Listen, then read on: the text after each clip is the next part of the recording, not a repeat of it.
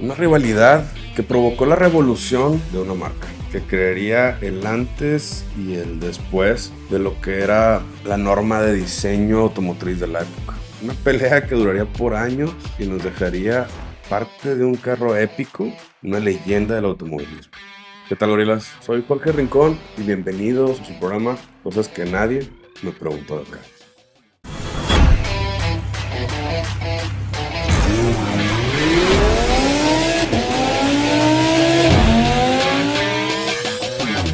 En el episodio de hoy conoceremos la historia de una de las rivalidades más grandes del automovilismo, que provocó un avance increíble en el desarrollo automotriz, y todo por una guerra de egos. Acompáñenme a conocer la historia de Ford contra Ferrari. Para dar contexto a la historia, empezaremos por el principio.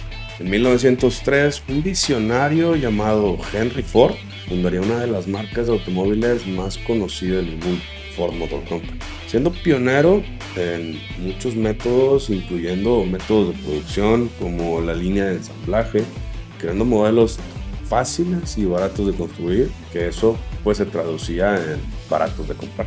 Henry quería llevar los automóviles hasta el último rincón del planeta y fue punta de flecha en el desarrollo automotriz de la época. En 1945, la empresa pasaría a manos de su nieto, Henry Ford II, quien con una gran presión por querer superar el legado de su abuelo, buscaría por todos lados la manera de hacerlo. Por el otro lado de esta historia tenemos a Enzo Ferrari, un diseñador y expiloto de carreras fanático del automovilismo, que en 1929 crearía un equipo de carreras conocido como Scuderia Ferrari. Enzo pasaría los primeros años de su empresa dominando las pistas de carreras, y sería hasta 1946 que por fin, y no de muy buena gana, incursionarían en los carros de calle. Su enfoque era totalmente diferente al de Ford. La idea de Ferrari no era llevar carros a todos, sino llevar carros exclusivos, de lujo y rápidos. Y es entonces que en 1963 los caminos de estos dos gigantes del mundo automotriz se cruzarían. En 1963, Ford estaba en busca de algo nuevo, algo que cambiara la imagen de la marca y los hiciera subir de categoría. En ese momento, Ford escuchó que Ferrari estaba en quiebra, por lo que existía una pequeña posibilidad de comprar la marca. Ford envió a Lee Iacocca y a su equipo a negociar la compra de Ferrari. Lo que no sabían era que Ferrari nunca pensó en vender su compañía a Ford, y solo era una estrategia para vender la compañía a un valor más alto al gigante europeo, Fiat. Después de hacerlos perder el tiempo y burlarse de Ford, Enzo mandó un mensaje a Henry Ford II que decía: nunca vendería mi compañía a una empresa gringa sin valor. Quédense con su fábrica pedorra haciendo sus carros de mierda. Y como si eso no fuera insulto suficiente, cerró con un: tú no eres tu abuelo, por eso eres Henry Ford II. Eso último sería la chispa que detonaría el conflicto entre las marcas, siendo que Ford abriera su cartera con el único objetivo de ponerle una chinga a Ferrari. Regresando de Italia, Iacocca recibió la orden. No importa cuánto cueste, no importa qué se necesite, hay que ganarle a Ferrari. Esto marcaría el inicio de operaciones de la división de carreras de Ford, que en ese momento únicamente participaban en carreras de NASCAR. Nunca habían participado en el circuito. Ahora, ya tenían el dinero, faltaba un ingeniero. Y más o menos por esas épocas estaba sonando mucho el nombre de un señor que se llamaba Carroll Shelby. En ese momento, Shelby tenía su propia marca de carros llamada Shelby America. Esta marca compraba piezas de Ford para armar sus propios carros y vender los conocidos AC Cobra. Estos AC Cobra jalaban muy duro y estaban ganando reconocimiento en las pistas. Por eso que cuando buscaron un director de carreras, Shelby era el indicado. Resulta que Shelby, aparte de ser un gran ingeniero, también fue un gran piloto de carreras. Y de este lado del charco, era el único que sabía lo que se necesitaba para ganar las 24 horas de Le Mans. Era el único piloto estadounidense en haberlo ganado en toda la historia. Y Hablemos un poco de esta carrera. Las 24 horas de Le Mans se corren por primera vez en 1923, cuando las normas de seguridad de los carros y la pista eran casi nulas y el tiempo en el que podía manejar un piloto era indefinido. Los pilotos podían correr las horas que aguantaran, sin límite. Ahora, el nuevo reglamento no permite correr más de 4 horas seguidas y por cada 3 horas de manejo debes descansar mínimo 12. Pero a diferencia de antes, solo 2 pilotos corrían las 24 horas por completo.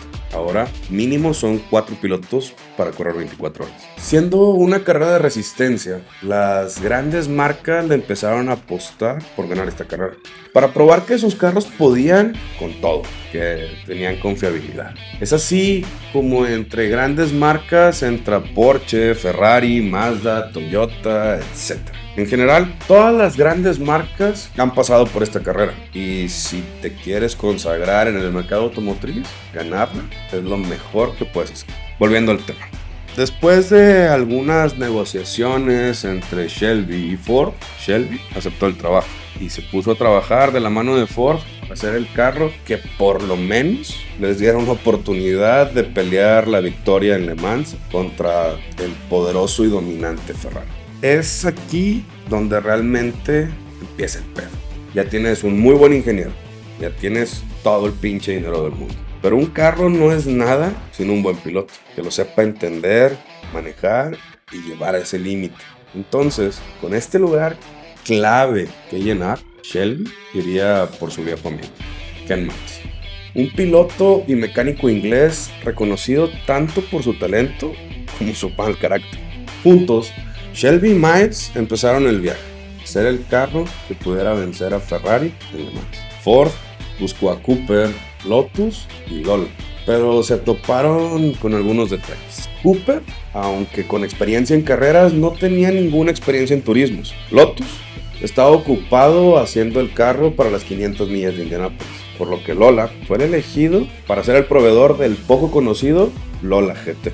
Después de pruebas iniciales con este carro, se dieron cuenta que el motor era muy chico y no iba a ser capaz de ganarle a Ferrari en las largas rectas que caracterizan Le Mans, por lo que decidieron hacer una pequeñita modificación, cambiar el V8 4.2 litros por un V8 de 7 litros. Esto les dio la potencia, pero con gran poder necesitas gran aerodinámica y bastantes frenos. Por lo que el siguiente problema a resolver era este. ¿Y cómo lo resolvieron?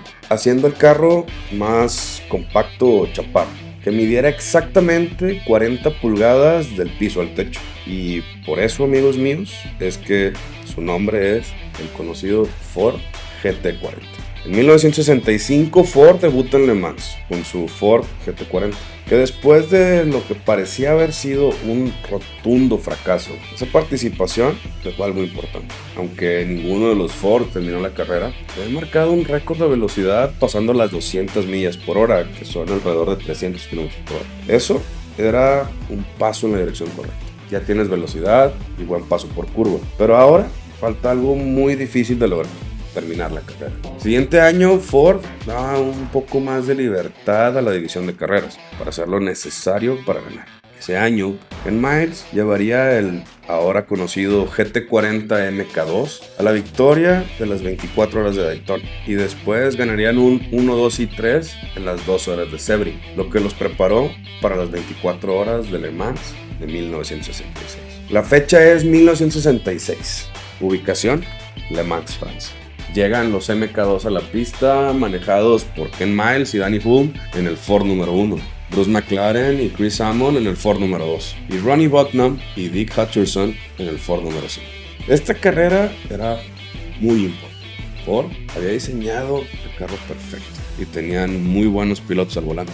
La apuesta había sido muy grande, tenían que ganar. Fue una batalla difícil contra los Ferrari, pero la velocidad punta del Ford era superior. Empezaron a pasar las horas y los Ferraris empezaron a caer uno, pero parecía que el Ferrari que seguía en carrera, manejado por Lorenzo Bandini, tenía lo necesario para acabar con todas las ilusiones de Ford. Pasó la noche con el Ferrari de Lorenzo peleando la punta contra el Ford de Miles, pero en la mañana y después de 17 horas de carrera, el Ferrari caería víctima del Ford. teniendo fallas en el motor provocando el abandono. Esto dejaba a Ken Miles en la punta, ya con la carrera prácticamente en la bolsa. Pero esto es la vida real. Hubo un problema. A alguien en Ford se le ocurrió que sería una buena idea que los 3 Ford GT, que en ese momento lideraban 1, 2 y 3 la carrera, pasaran juntos por la meta.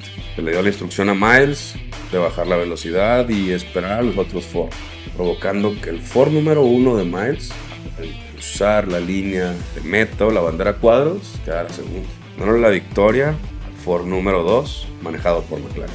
Pero ¿por qué si los 3 llegaron al mismo tiempo, ganó McLaren en lugar de ser un empate? Pues resulta que en Le Mans en esa época era distancia recorrida, por lo que tu meta es de donde arrancas, no la bandera cuadros. Así que mientras más atrás de la meta empieces, pues esa distancia te favorece. Y como McLaren arrancó atrás de Miles, primero pasaron la línea de meta de McLaren, por lo que McLaren terminó primero la carrera. Y aunque nos dejaron con una de las fotos más chingonas del automovilismo, privaron de una victoria muy merecida al piloto creador del GT4. El 17 de agosto de 1966, unos meses después de haberse llevado el 1, 2 y 3 de Le Mans ese año, Miles estaba probando el que sería bautizado como el Ford GT40 MK4 en una pista en Riverside, California. El MK4 presentaba mejoras en la aerodinámica, como también un chasis de aluminio que lo hacía más ligero y supuestamente más seguro. Ya casi al final de ese día de pruebas, Miles pasaba por el último sector de la pista, en la bajada, y viajando alrededor de 320 km por hora. Perdió el control del carro saliéndose de la pista, provocando que el carro se partiera y explotara, llevándose consigo al piloto de 47 años y leyenda, Ken Miles.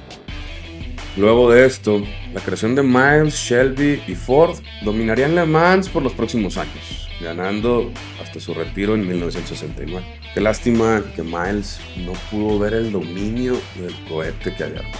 Por su parte, Shelby continuó trabajando con Ford hasta su muerte en 2002, haciendo creaciones tan emblemáticas como el Mustang Shelby GT350 y el GT500. Solo mencionar algunos. El Ford GT se convirtió en el primer carro americano en ganar las 24 horas de Le Mans, lo que dejó a Miles, Shelby y Ford segundo en los libros de historia para la posteridad. Y así, llegamos al final de nuestro capítulo explorando la rivalidad entre Ford y Ferrari. En conclusión, esta historia empieza con las figuras destacadas de Henry Ford y Enzo Ferrari, dos visionarios pero con visiones muy diferentes del mundo automotriz. Determinado a vencer a Ferrari, Ford embarcaría en un ambicioso proyecto de carreras que llevaría los nombres de Carroll Shelby y de Ken Miles hasta su tumba. Juntos trabajaron en el desarrollo de este legendario GT40. Ford al final logró su cometido con su histórica victoria en Le Mans en el 66, superando a Ferrari y asegurando su lugar en la historia del automovilismo mundial. Sin embargo, en un giro agridulce, una controvertida decisión de equipo dejó a Ken Miles sin la victoria merecida. La colaboración entre Ford, Shelby y Miles llevó a Ford a posteriores éxitos en Le Mans hasta su retiro en 1969. El legado de Ken Miles, Carroll Shelby, Henry Ford II persiste en la industria automotriz y el Ford GT se convirtió en un símbolo de éxito. Esta historia prueba que la determinación, el ingenio y la competitividad son necesarios para alcanzar la grandeza.